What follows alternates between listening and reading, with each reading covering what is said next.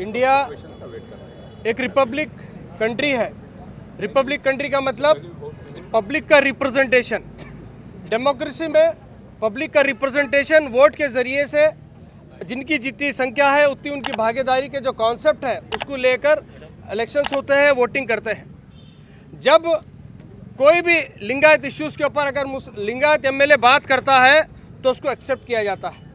दलित issues के ऊपर दलित MLA बात करता है तो उसकी वाहवाही हो जाती है। ओबीसी एमएलएस के ऊपर अगर कोई जुल्म ज़्यादती होते हैं, उनके इंसाफ के लिए अगर ओबीसी एमएलएस बात करते हैं तो उनको तारीफ़ किया जाता है।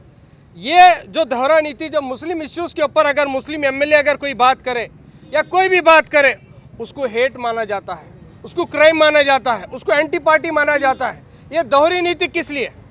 यही कांग्रेस पार्टी जब इलेक्शंस के टाइम पर खुलेआम माइनॉरिटीज़ का हम आपको सपोर्ट करेंगे, जो भी बीजेपी एंटी माइनॉरिटी पॉलिसीज़ लाई है हम उसको वापस लाएंगे बोलकर हम तो 55 लाख तकरीबन मुसलमानों के 90% 92% वोट लेकर आने के बाद आज गवर्नमेंट में आकर 6-7 महीने हुए। आज कुछ करने से पहले वो बीजेपी आईटी सेल से डरती है, कुछ करने से पहले दिल्ली में जो बैठी हाई कमांड है उससे डरती है। अगर उतना ही डर था तो जब वोट मांगते टाइम पे क्यों बोले? 2013 में ही सिद्धरामैया जी ने कहा था कि कल्लड़ का भट्ट मंगलूर के एक रैली में, इलेक्शन रैली में सिद्धरामैया साहब खुद बोले थे कि ये जो प्रभाकर भट्ट है मंगलूर का, हमारी गवर्नमेंट है तो हम उसको जेल में डालेंगे बोलकर 2013 में बोले थे। 10 साल होने को है, फिर वापस इनकी गवर्नमेंट आई, आज तक भी उसको जेल में डालना तो छोड़ की बात, पुलिस स्टेशन बुलाकर उसको आज तक पूछे नहीं। रिसेंटली जब हाल ही में हमारे माँ बहनों के ऊपर जब वो टिप्पणी किया है, इतनी बुरे अल्फाज बयान किया है कि मुसलमानों को हर एक दिन एक नया नया शौहर मिलता था, उनको मोदी जी की वजह से उनको एक परमानेंट गंडा मिला, उनको जो इतनी गलीज बात किया है, इसके खिलाफ जब कुछ एक्टिविस्ट ने कोर्ट में इनकी तो औकात नहीं थी एफआईआर करने की और उसको अरेस्ट करने की। पूरे कर्नाटक से जब एहतजाज हुआ, मंडिया में एफआईआर हुआ, वो एफआईआर होने के बावजूद भी कम से कम 7 से 8 आईपीसी सेक्शंस हैं, वो भी नॉन बेलेबल सेक्शंस हैं। चाहिए तो ये था कि बिना प्रोटेस्ट की वो कानून के दायरे में रखकर उसको अरेस्ट किया जाता, लॉ एंड ऑर्डर को मेंटेन किया जाता और जस्टिस को दिया जाता। लेकिन कांग्रेस गवर्नमेंट क्या हलफनामा देती है कोर्ट में कि हमारा इरादा नहीं है इसको अरेस्ट करने का, तो बेल मिल गई उसको। तुम बोलते एक हो और करते एक हो। ये जो दोहरी नीति है social democratic party of India इसको कंडेम करती है। 10,000 करोड़ का माइनॉरिटी का बजट आपने वादा किया, आपने दिया कितना? 2,200 करोड़ दिया, लेकिन ग्राउंड पे दिसंबर के एंड तक हम जब चेक कर रहे हैं सिर्फ 200 करोड़ हमारे को दिए हैं। 200 करोड़ मतलब कितना? सिर्फ 10% दिए हैं। मतलब क्या होता है? जब 10,000 करोड़ बोलकर 2,000 करोड़ देते हैं, लेकिन ज़मीनी सतह पे सिर्फ 200 करोड़। सिर्फ हम एडवर्टाइजमेंट देख रहे हैं माइनॉरिटीज़ के स्कॉलरशिप का, माइनॉरिटीज़ का खाली एडवर्टाइजमेंट पे करोड़ों रुपए खर्चा कर रही है। हम मुसलमान एमएलए को जो वोटर डाले हुए हमारे जो उलमा कराम इंटेलेक्चुअल्स, पब्लिक खुश हो रही है खाली क्या देखकर? ये नोटिफिकेशन देखकर, एडवर्टाइजमेंट देखकर। लेकिन ज़मीनी सतह पे सिर्फ 10% हमें बजट दिया है। ये जो डिस्क्रिमिनेशन है कांग्रेस गवर्नमेंट का, और उससे ज़्यादा जो मुस्लिम एमएलएस की जो खामोशी है, आपको हम लोगों ने अपना रिप्रेजेंटेटिव बना के भेजा है। जब लिंगायत इश्यूज़ के ऊपर, ओबीसी इश्यूज़ के ऊपर, दलित इश्यूज़ के ऊपर उनका रिप्रेजेंटेशन उनके लीडर्स करते हैं, तो तुम्हारे को क्या हुआ है? तुम्हारी ज़बान को क्या हुआ है? इतना डरपोक क्यों है? क्या आपको बी फॉर्म नहीं मिलता बोलकर? आपको राहुल गांधी के ऊपर अगर कोई बोला, सोनिया गांधी के ऊपर बोला तो आपको तिल मिलाती। माइनॉरिटी के जो चेयरमैन है या माइनॉरिटी के जो लीडर्स है कांग्रेस में, सोनिया गांधी को बोल सकती प्रोटेस्ट निकलते। तुम्हारी माँ बहन के बारे में इतनी गंदी बात करा, शर्म होना चाहिए माइनॉरिटी लीडर्स को।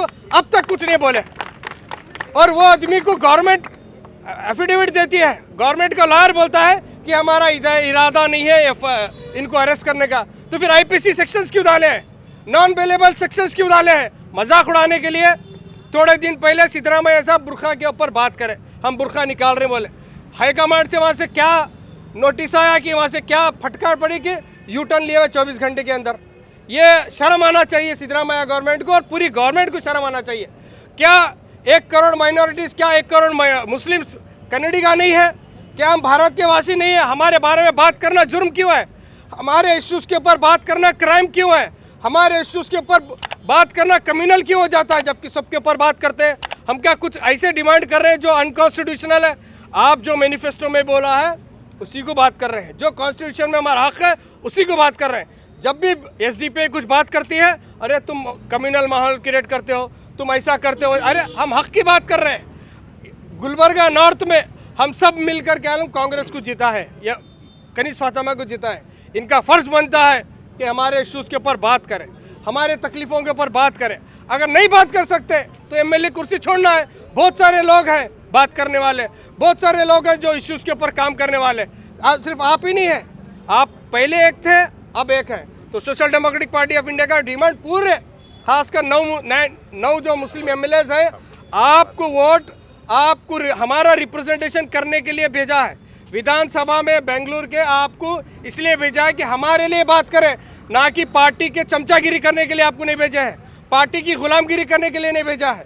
तो social democratic party of India आपसे डिमांड करती है कि आप लोग हमारे इश्यूज़ के ऊपर बात करें, अपनी गवर्नमेंट में, अपनी कैबिनेट में बात करें। क्या बोले थे कि पहले कैबिनेट में 2B रिजर्वेशन के ऊपर हम वापस लेंगे, जो 4% रिजर्वेशन है देंगे बोले। कम से कम 10 से 12 कैबिनेट मीटिंग्स हुए, 6 से 7 महीने हुआ। वापस लेने की दूर के बाद एजेंडे तक में बात नहीं करें आप।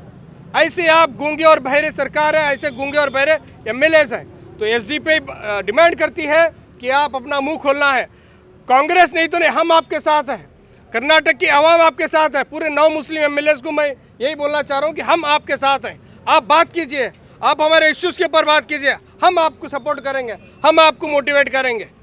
सिर्फ कांग्रेस के ऊपर दम पे आप नहीं रहना है, आप हमारे इश्यूज़ के ऊपर बात करना है। एसडीपी का यही डिमांड है। शुक्रिया। आज एसडीपीआई की तरफ से ये प्रोटेस्ट है जो हमने यहाँ के बहुत इम्पोर्टेंट तिम्मापुरी सर्कल से हमारी नॉर्थ की एमएलए फ्रॉम कांग्रेस कनीज फातिमा के घर तक तय किया है।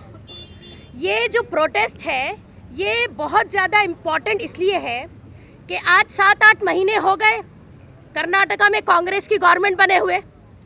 जब ये गवर्नमेंट अपने लिए प्रचार कर रही थी, इन्होंने बहुत बड़े बड़े मैनिफेस्टो में बड़े बड़े वादे किए थे कि जब ये पावर में आएंगे, और इन्होंने लोगों को ल्योर किया था ये ग्रीड देकर कि वो माइनॉरिटीज़ के इशू पर या कर्नाटका में जो भी एविल पॉलिसीज़ बीजेपी की लाई हुई है या जो भी आरएसएस की गुंडागर्दी है उसके खिलाफ ये कानून बनाएंगे, उसके खिलाफ ये एक्शन लेंगे, ये कर्नाटका में पीस का माहौल बनाएंगे। ये इनके कुछ वादे थे, जिसमें से हम ये देख रहे हैं कि 9 ऐसे माइनॉरिटी के मुस्लिम एमएलए जो मुसलमानों के वोट पर आकर आज कुर्सी पे बैठे हैं, अब ऐसा मालूम होता है वो अंधे, गूंगे और बहरे हो गए हैं। अभी तक एक भी ऐसा माइनॉरिटी का इशू नहीं है जिसके ऊपर बात करना तो दूर की बात है, एक स्टेटमेंट भी पास नहीं किया जाता। ठीक है, आप हिजाब का मुद्दा लीजिए, माइनॉरिटी के बजट का मुद्दा लीजिए, या फिर जो एविल प्रैक्टिसेस बीजेपी के टाइम पे थी, जिस तरह से उन्होंने यहाँ का सेक्युलर फैब्रिक बिगाड़ा था या जो हमेशा करते आए हैं, वो आज भी हम देख रहे हैं कांग्रेस के टाइम पे एज इट इज़ बना हुआ है। अभी आप देखिए कुछ दिन पहले एक संघी जो है वो मुसलमान औरतों के खिलाफ एक गलत बयानबाजी करता है, कम्युनल हेट फैलाई जाती है, हेट स्पीचेस दी जाती हैं, यहाँ तक कि कम्युनल मर्डर भी हुआ है, लेकिन कोई इसके ऊपर ना तो बात हो रही है ना ही लॉ एंड ऑर्डर हमें दिखने को मिल रहा है। तो ऐसे में हमारा सवाल है उन 9 मुस्लिम एमएलए से जो मुसलमानों का वोट खाकर कुर्सी पे बैठे हुए और उनकी हक मार रहे हैं, उनके साथ आज भी डिस्क्रिमिनेशन हो रहा है। हमारी एसडीपीआई इसको कंडम करती है और हम कहते हैं शर्म की बात है, शर्म करो ये 9 एमएलए मुस्लिम्स जो बैठे हुए हैं कि तुम अपनी माइनॉरिटी का वोट लेने के बाद उनके लिए मुंह नहीं खोलना चाहते हो। बहुत ही शर्म की बात।